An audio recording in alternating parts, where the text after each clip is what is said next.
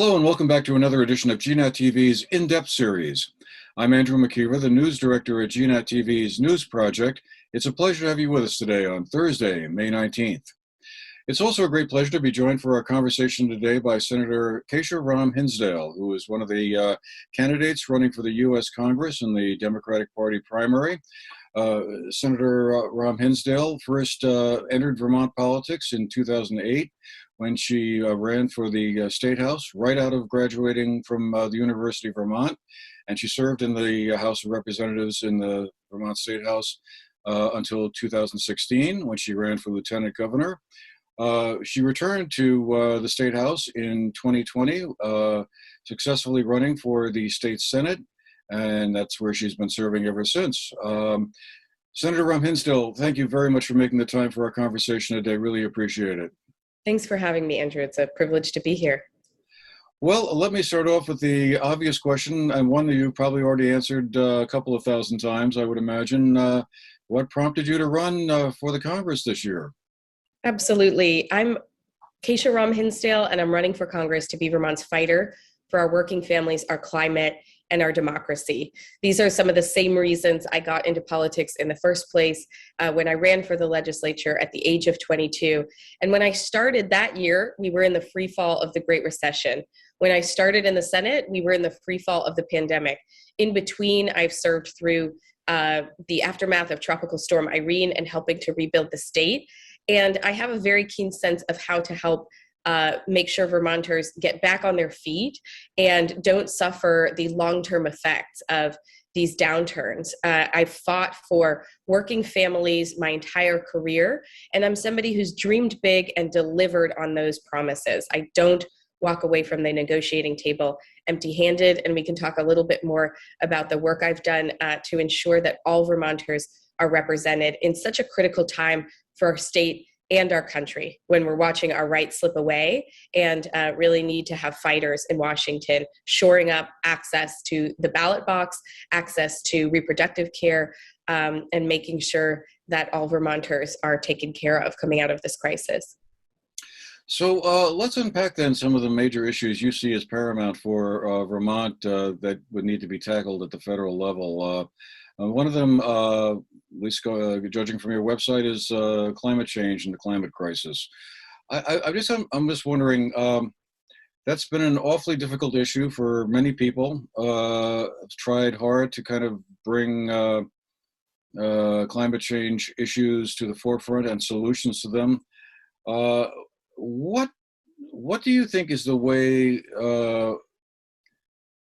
divorcing from fossil fuels and doing other things that are necessary to reduce the climate's temperature need to be done? So you're absolutely right that, climate change is one of the top issues for Vermonters, but they often feel a lot of despair and don't think that there's much difference between the candidates on how climate change might be addressed. First of all, I'm really proud to have the support of Bill McKibben in this race. He's somebody who I've stood alongside with through efforts to divest from fossil fuels, through trying to figure out our best and most compassionate environmental and climate change solutions. And I'm proud to have his support in this race. And the reality is we have a lot of the solutions at our disposal to transition to a green economy, to renewable energy, to power our grid. What we don't have is the political will and the investment to go along with it. And that's really critical because we know that Americans need to feel like their fortunes will rise with a transition to a clean, green economy. And if they feel like, hey, I'm giving up a $60 an hour job on a pipeline or in a coal mine for the uncertainty of installing solar panels or, being on a manufacturing line, then you are not really centering those who need to be centered to create a middle class in a new clean economy.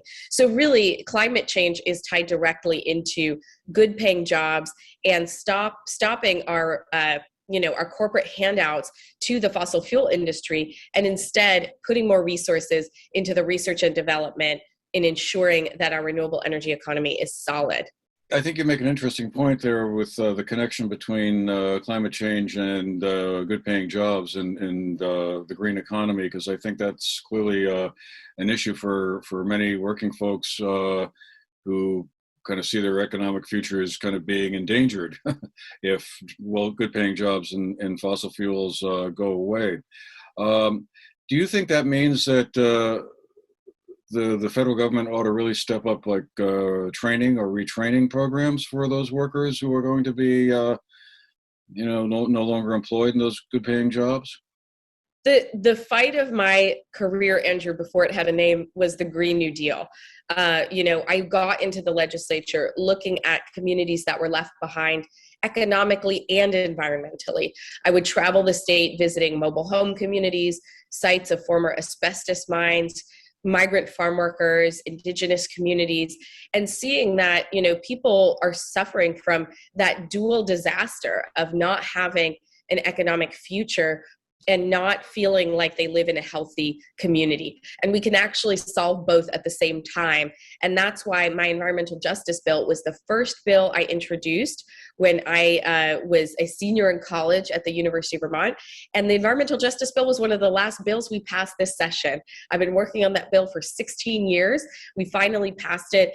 And it's a lens through which to look at our economy and our environmental regulation to figure out who's being most left behind and bring them to the forefront and make sure that if they don't have access to transportation to get to a doctor's appointment or grocery store, we also count that as a benefit of transitioning to a green economy. We get them access to an electric bus or an electric vehicle. And we think about those who would otherwise not be able to participate in the environmental movement and as those on the front lines that we're trying to give the most access to a new future. One of the other points you make on your website is, and apparently an important policy prescription for you, is to provide Medicare for all. Again, I guess that's a question of, that sounds like that would be an expensive thing to do from the federal government standpoint, or at least require reconfiguring how tax dollars are dispensed. How would you approach bringing that from its current status of being people who are eligible in their mid-60s for Medicare to one that provides Medicare for everybody? Once again, the money is out there, the money exists in the economy, and the money is being drained every day from the pocketbooks of everyday Vermonters who are deeply underinsured. People are struggling with high deductibles, high copays, to the point that they, are paying thousands of dollars a month for their family's health insurance and still feeling like they're not going to be able to access it unless something catastrophic were to happen. And even then, that would probably put them in medical debt. So definitionally, we are struggling with, dollars leaving Vermonters' pockets, Americans' pockets, and not going to making them any better off. I'm proud to have the support of Congresswoman Pramila Jayapal and her Medicare for All PAC. She's been a leader on this front, and not only do we have to watchdog, where our dollars are going in healthcare, but Medicare is now being chipped away at by the private sector, and they want more and more of a piece of that pie. And those dollars go to their shareholders and their bottom line, and not to the health of Americans. So we know the dollars are there. It might be expensive when you look at the sticker price, but we've tried this in Vermont. I was there for the fight for single-payer healthcare. What we know is it needs to be a system-wide approach. We do need the help of the federal government to make this work. And states like Vermont should at least be allowed to be experiment stations for figuring out universal unified healthcare until we can, really have that option available at the federal level and move people toward a solution where we know they'll be fully insured and can access their healthcare so they stay well, rather than us spending a lot of money on people who are experiencing chronic illness, or the dollars going at the end of life to, impossible situations that cost Americans a lot of money. I wanted to turn to a couple of issues that are kind of fall into the current events category, I guess. One of them being, of course, the controversy and discussion surrounding the possibility the U.S. Supreme Court will overturn the Roe v. Wade decision. I'm assuming you would be a supporter of Vermont's Proposition 5 that would ensure that, but I guess what is your reaction in general, I guess, to that? I guess we have to be mindful it's a draft opinion that was leaked a couple of weeks ago, and the final decision may be somewhat different. But if it basically turns out to be roughly the same as the document that was leaked, what is your reaction to that? You know, Andrew, this might be jarring for some of your audience, so I want to give them that warning. But we need to break the stigma around talking about abortion, because abortion is healthcare. You know, people who can reproduce experience a lot of traumas and personal decisions that are challenging to make around trying to keep from getting pregnant, having a miscarriage, you know, and now all of that is being criminalized, and government is beginning to talk about interfering in what are some of the most private decisions that we can make.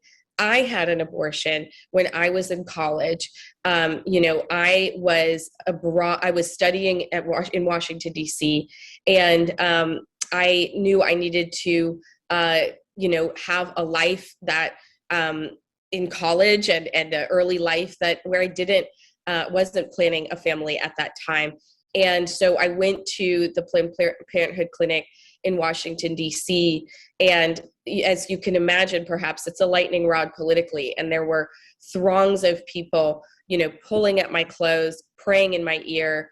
And probably a volunteer worker, you know, came up to me, created a safety barrier around me and said, "I've got you," and brought me into that clinic to get the healthcare that I needed. And that's what we have to say. That's what I am saying to all Vermonters and all Americans. I've got you. You will still be able to access abortion care. You will still be able to access meeting your basic healthcare needs, because that's what this is. And, you know, the ways that these laws are becoming so insidious, criminalizing miscarriage, criminalizing ectopic pregnancy abortions, where someone is at risk of death. You know, the right-wing conservatives are making zero exceptions for the health of a mother, for the health of a baby. You could be bringing a baby into the world that will not be able to survive on its own. These are such intimate decisions, and they belong between a woman and her doctor and her own beliefs. And so I will fight tooth and nail. I'm proud to have been part of enshrining abortion in our own constitution in Vermont, but that's not good enough. You know, we need to be able to beat this back on the front lines and restore Roe v. Wade as the floor, and then make sure that we have better access to reproductive health care for all Americans, far and above just the privacy of being able to make this decision. We are still underfunding and undervaluing healthy births to the point that we have disparities in maternal mortality and you know, the complications around birth. And you know, we look right now in the country, we have Republicans who are saying that we should respect the sanctity of life, and they're voting against emergency efforts to get baby formula and infant formula to parents who are in desperate need. So if we're truly going to be pro-life, what we need to do is take care of children when they are born, take care of mothers, take care of families, make sure kids get the head start that they need, and really look at the full picture. So I will be an absolute champion for choice and for abortion care in this country. The other sort of current event topic I wanted to ask you about was, you know, grows out of that tragic event that took place in Buffalo, New York over the past weekend.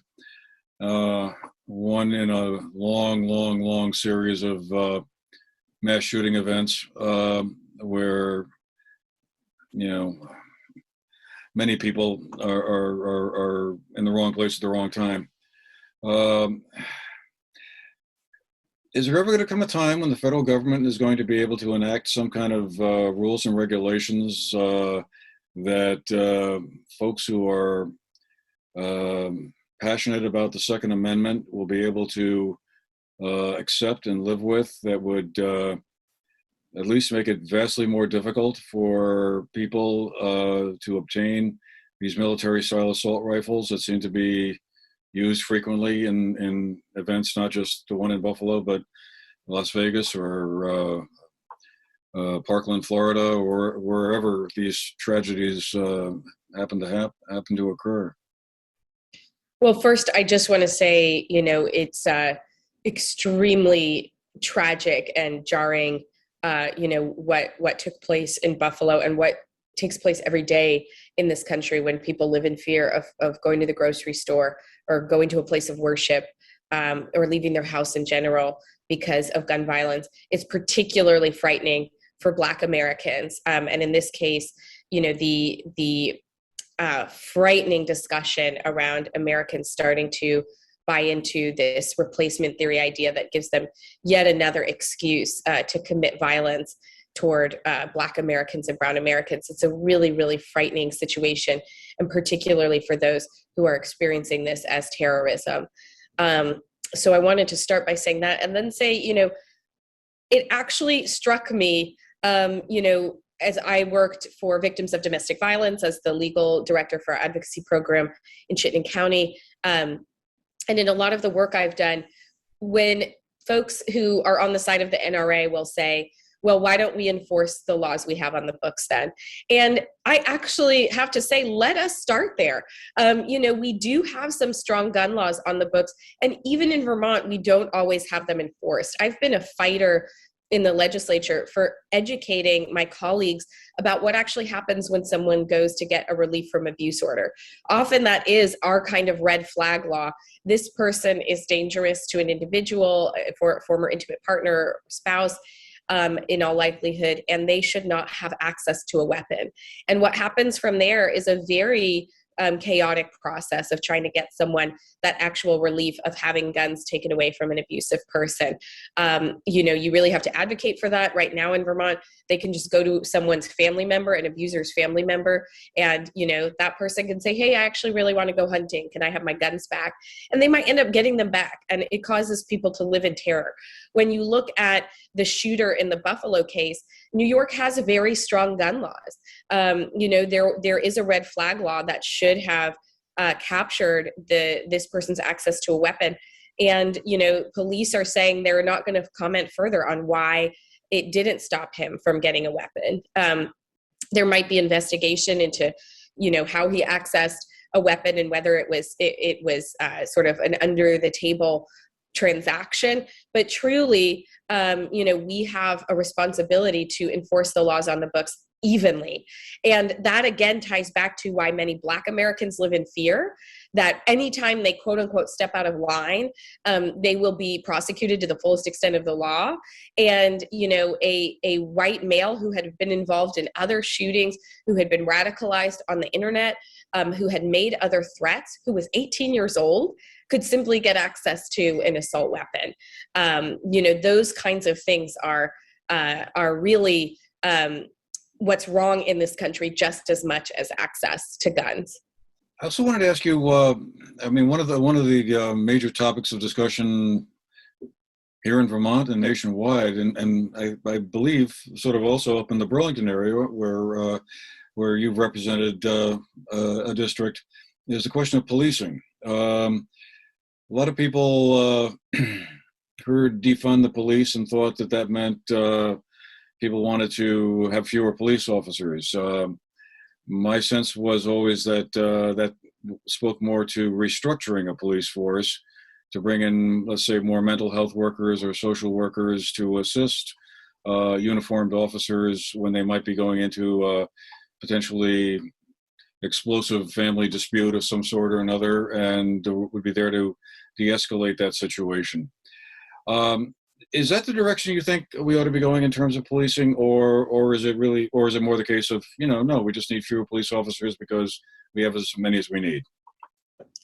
Well, I think there's sort of a third discussion that we need to have in this context, which is we are asking police officers to do too much in society. And they are crying out saying, that they are only trained to get involved in situations that are already escalated. And if there's a situation with a mental health crisis, with complicating factors where there are victims that need, comforting and support, where it's unclear who is a victim and who is perpetrating violence, they only have so many tools in their toolbox. They are being asked to address poverty and mental health and a lack of support in our education system and a lack of funding for a lot of other community supports and resources, a lack of safe, healthy ways for kids to engage in activities. And so, it's not about defunding the police. It's about funding public safety solutions that aren't solely resting on law enforcement to enact and maintain. And that's what I've always said. And basically, when a community stops trusting law enforcement officers, the whole situation becomes more unsafe. It means that, people are willing to defund or scale back their law enforcement without figuring it out with law enforcement at the table to say what other solutions need to be in place so we can do our jobs well. But this is a crisis in Vermont, and I've been saying that for years. Southern Vermont is the gateway to our state. We've heralded that. When you look at Brattleboro, it was discovered that it's 9 times more likely for a Black man to be pulled over than a white Vermonter. And when you look at Bennington, 75% of people pulled over are Black men.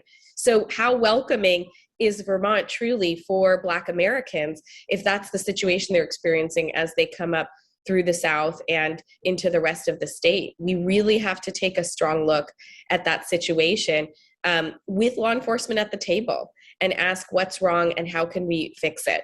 I had a bill this year that passed. I hope the governor will sign it.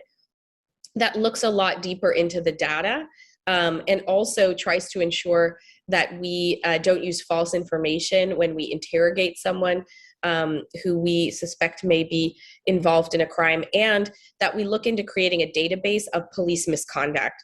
Because, a law enforcement officer might be able to go from one place to another without the state's attorney in that area or someone else knowing if they had been accused of falsifying information or it had been found that they had done that. So we want to trust law enforcement, and to do that, we need systems of accountability.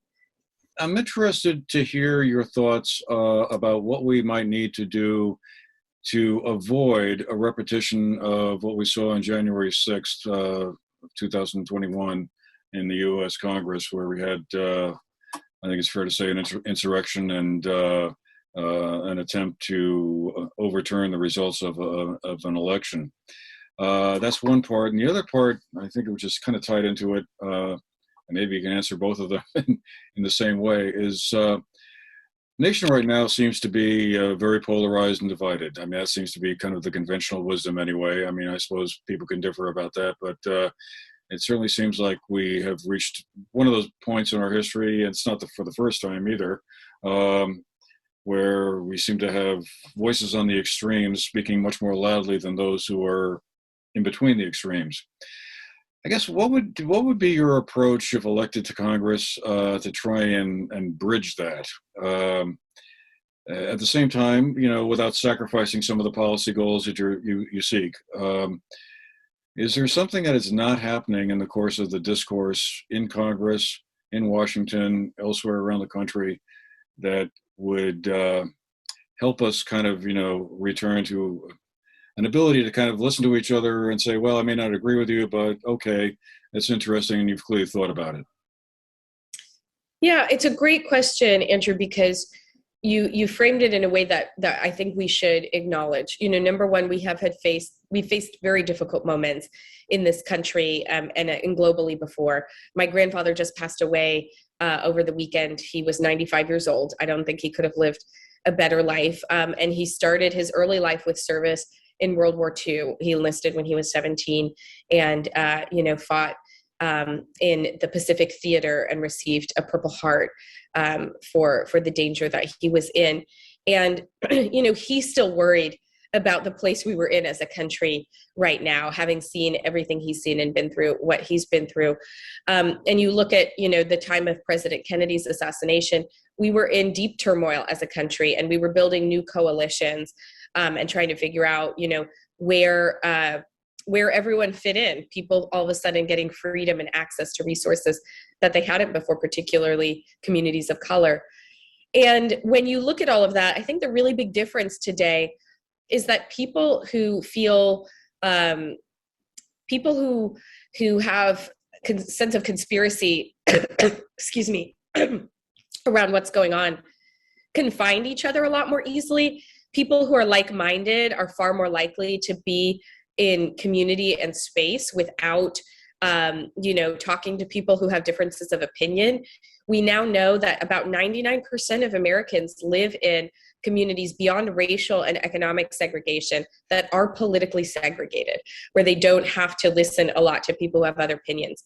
And over the course of recent history, about 50 years ago, excuse me, only about 5% of Americans would say that they felt strongly that their son or daughter, if they married someone of a different political party, would they be upset or disown them. It's over 50% now. So politics has become a religion and a deep part of our culture in a way that is continuing to divide Americans and make them feel like they can dehumanize somebody who believes something different than them. Our media is reinforcing that. Where we live is reinforcing that. And the choices we make about who to talk to are reinforcing that. And in fact, even if you go on social media, the attitude is walk away from a family member and never talk to them again if you disagree with them at the Thanksgiving table. Protect yourself, leave that community. We are, even in Vermont, I've walked around farmers markets and met people who said, I'm afraid now to live in Florida or the Deep South, so I moved up to Vermont. And you can't fault people for going where they feel safe, but that simply reinforces that we are no longer able to resolve conflicts by hashing them out across difference. And I think there's a number of things we need to do. I think Vermont, we still have an ability to connect with each other. We live in a small scale, and at the same time, we're a pretty homogenous state. So, we may not have all the answers, but I do think, here in rural America, we can advance important solutions. I think we need, people talk about civics in schools. I think we need to talk about conflict resolution and having a shared language around how we resolve conflicts and talk about differences that we currently don't have enough of in our schools. You have, even in Vermont, a lot of kids using slurs or engaging in behavior that they see mimicked from Congress or on television. And so I often go to young people and ask them to be better than the adults that they're seeing around them. Two, we need to model that in our leadership. And, more and more we're being asked to create enemies when we talk about, what's wrong in this country. And we need to start to also talk about our common ground and what we share. My great mentor in the legislature, Patty Comline, who was the Republican minority leader, would say, hey, you're in the majority, that means you steer the ship. But we're in the same boat, and I'm here to point out the rocks in the minority because we're all going to sink together. And, we need to remember that kind of attitude can exist and not simply create enemies out of one another. It's much easier said than done. I don't think if I'm fortunate enough to end up in Washington, I'd be best friends with Marjorie Taylor Greene. But we need to still celebrate the courage to stand up for what is right and try to find common ground without giving away our rights and our core values. And I truly believe it's still possible, and that's what our next generation is hungry to see in Washington. Okay, well, we'll have to leave it there. Unfortunately, I feel like we could probably talk for another half an hour very easily, and it would be a fascinating conversation. But I do want to thank you, Senator Ram Hinsdale, for making the time for our talk today. And, best of luck out there on the campaign trail. And I guess the primary is on August 9th, so we'll know then. Absolutely. Meanwhile, thank you all of you who've been watching our program today. Hope you found it interesting, and we'll see you again the next time. Take care.